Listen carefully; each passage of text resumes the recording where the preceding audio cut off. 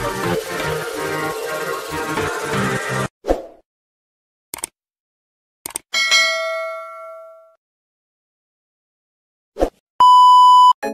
Seri Alif Shukri dan keluarga nak beli kereta baru di Utama Motors.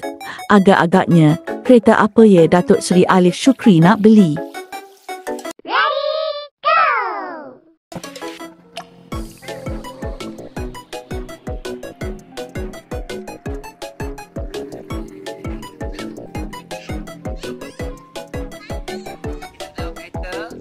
Dekat Utama Motor bersama dengan orang baik hati, orang cantik. Aira, khabar?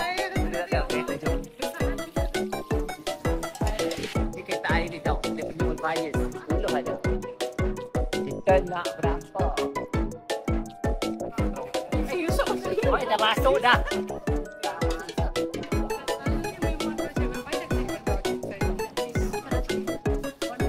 No, ni satu je stok. Nah, satu lagi buat keluar tu.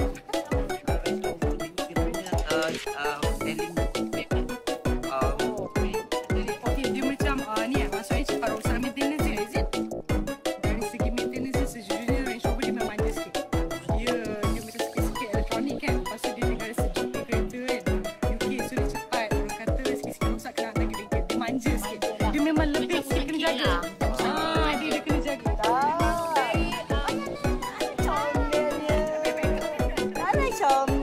Panjang bulu mata dia.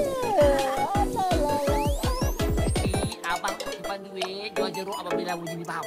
Kau jangan nak rasa malu abang Aib. Nanti abang.